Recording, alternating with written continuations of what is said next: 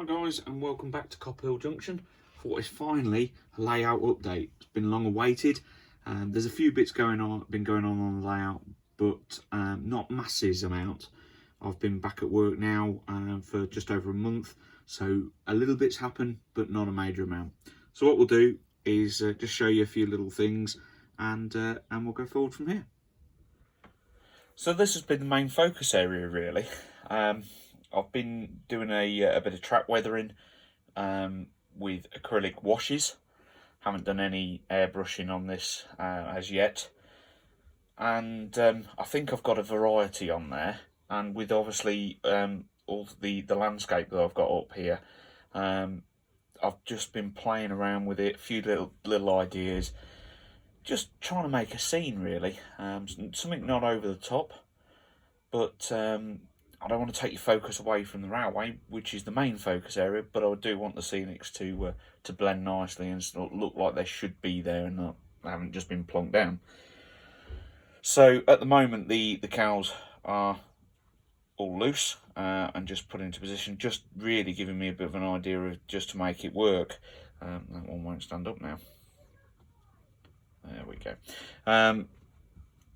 But all of the main scenery, all this is all fixed now. All of the bushes and everything, that's all down, and so are the fences.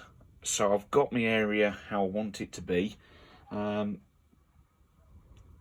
It's starting to take shape now. Moving around slightly, I have done quite a bit more around here, and I'll just move the camera over there. As you can see, we have now got a hillside in, and the track's now all been weathered with all the ballast weathered around it in various different shades as well.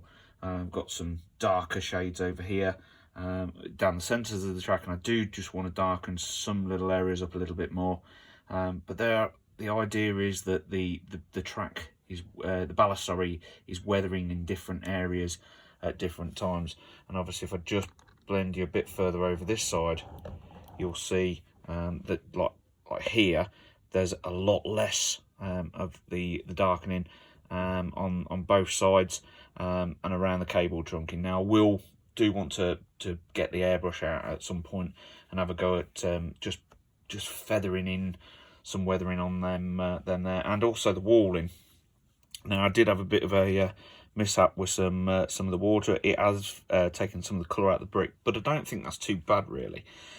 Where the foliage is around the bottom, that's actually given it quite a nice effect to make it look like we've got moss on the walls. But I will obviously do some more there just to blend that in a bit more, so it doesn't look like obviously it's water that's taken out the colour. But yeah, other than that, we've got it starting now to look like a nice scene. Got to do a bit more across the back there, and as you can see at the top here, I have ballasted that, but that's not all glued down yet. That's just set in there at the minute.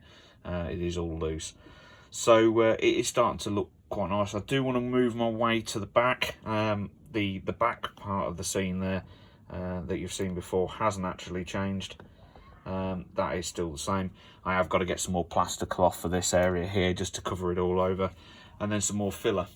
I don't know what I'm going to do at the back at the moment with the back scene. I might I'm going to leave it blue. It is going to stay blue now. I'm not going to go for the ID back scenes anymore, so it really will be all staying blue, and the back scene bits that I have put up over the other side, they will be coming down.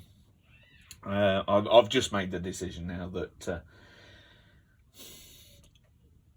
I like the seamlessness, and trying to get the ID back scenes to be seamless, I found is quite difficult. So I think with the blue paint, just blue it up, and then probably painting some clouds or something like that, and that'll be sufficient for what I require.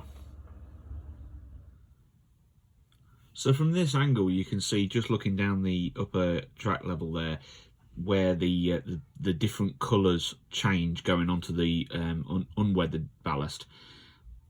All the ballast that I've used is the same, and it is a medium grey blend. If I just grab the tub, it's actually medium ballast grey blend B1394 from Woodland Scenics. and that's what I've been using on the whole layout. I like the fact of using one colour, because using the washes, I can actually blend different colours into different areas, and that's how I've managed to get the variation. By then using black down the centre as a wash itself, it actually just feathers in. So like this area here, which I have still got just to add a little bit more just here, so it looks like it blends nicely rather than just ending there. This area here actually gets lighter into the centre, and that's where I never tried it with the airbrush, so I've never used the airbrush before. So this is actually something that's actually something I do want to try. But going how I've done it with the washes, they actually just blend nicely, moving away from the track. So I like the way that looks. I've not used weathering powders. I have just used acrylic paint in water and washed it, given it really diluted it down, so it gives that nice wash feel. And I personally think that it looked good. The camera does make it change slightly to how it actually looks in real life, but on video it's giving you an idea of how it looks, and I think it really looks quite nice. Also, looking across this view here, I like the way that this view shows you down into the lower level, where obviously the HST is at the bottom there. And it gives you a different view, which I've not actually seen from the layout before, so I quite like it as well. Now, speaking of the HST, this month I have purchased off eBay 2 of the Lima Mark III first class coaches. I hadn't been running any first class coaches on here, and couldn't find any at a reasonable price. They seem to be going for about £30. Well, you can buy the decent, more up to date, should I say, Hornby offerings, and I didn't really want to spend £30 a piece on coaches when I've got Limas for the rest of the HST. I did want to see if I could get some for the first class coaches, but I found some on eBay the other week, and I put in an offer, and a bit of a cheeky offer really compared to what they're going for. I actually put the offer of £12 in each without postage, and I just let it ride. Got home from work and found that the offer had been accepted for both of them. So yeah, so now I have actually got 2 first class coaches on here, as well as the buffet car, and 3 second class coaches. Now, one of my second class coaches is a bit ropey, so I will get another one of them. But it's been nice that I've now got a 6+2, not quite the 7+2 that I did want, but it's looking like more of a rake now, rather than having the Mark IV that I had on it as well. So it's made it nicer. But what I'll do is I'll just bring that through the shot now, and you can see what that's actually looking like.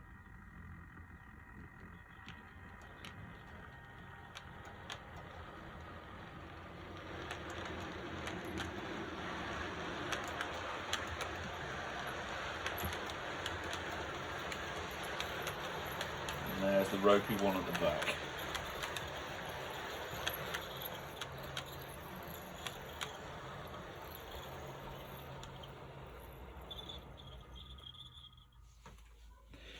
Now, just behind where the camera has been for most of this video is the section here that I've started to add some houses in.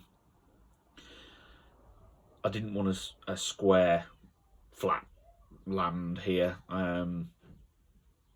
or I didn't want to build up a big hill so that you had to look over all this. I did want to start coming into a little bit more of the urban area. So I thought houses are a great transition into that. So for now, what I've done is I've just put some of the Hornby Scaledale houses on. I need to get some more. I haven't got enough to do what I need to do. So to start with, what I have done is I've put a card base down and just put a bit of paint on that, just to give it a bit of covering. And I have purchased, which I haven't got to hand at the moment, some of the pavement from Scale Model Scenery, and that will go in front. the card is just raising up the houses just to give me that height, so that when I put the pavements in, they don't look like they're lower than the pavement itself. And then obviously we'll dress the gardens, put fences around them and everything. But as you can see, in between these here, I have actually got the roadway, or the entrance for the Network Rail road that leads down to the line side boxes. And it just adds a little bit more, rather than taking the field all the way to the railway line. I just felt it gave me scope to add a little bit more scene in there, rather than, like I say, just a field going straight to the railway. I wanted to add a little bit in there, but not too much. So this area will get built on. I will start working it in, making it look good, but this is going to take a bit of time. And obviously, if I just pan the camera around a little bit more, you'll see I am going to have a T-junction here with a crossing going straight over the railway there. Again, just to add a little bit more of something to look for there as well. Now, in the background of the houses there, you can see I've just started to mock up my low relief warehouse. I need to get some plasticard just to finish the frontage there, and then it'll be brickwork at the bottom. Like I said, these are nothing new. Seen these designs built by many people. Just thought I like the way that they look. It's standing off the back seam itself. But it's not flat to it, so that's sort of thing I was going for. It's nothing spectacular, and like I say, other people have documented how they've built these. Dave from Dean Park Station has done a cracking low relief warehouse. No, I'm nowhere near that standard, so this will be mine for now. But if you want to some decent tutorial on how to build a low relief warehouse, then I highly recommend popping over to his channel and checking that one out if you haven't already. So there we have it. That's really all that's been going on over the last couple of months, really, at Copper Hill Junction. Like I say, I started back work about a month ago, so this has been little bits here and there, and as you can probably see, some of my greenery just down here is still got fresh glue marks on it, so that's still drying. But like I say, it's taken a long while to get to this point, and I know it's been a long while since my last update video. Hopefully now I'm getting back into the swing of things with work, and things are starting to settle down a little bit more there. Hopefully I'll get a bit more time up here to do some more videos. And I'd like to get another running video out shortly. But it leaves me to say, if you got any questions or any comments that you want to leave, please do. I do read them all, and I do try to reply to everybody. Give it a thumbs up if you like what you see. And there is also a new Facebook page which has been open a couple of months now for the layout, which I do try and put a few little teasers up there to what's coming, so that you get a bit of a heads up on what I'm doing as well. So check it out. Give it a like, and follow on there. If you like what you see, please feel free, subscribe, and hit that bell for the notifications of when I do post videos up. But yeah, thanks again for watching, and we shall catch you shortly. Take care now. Bye-bye.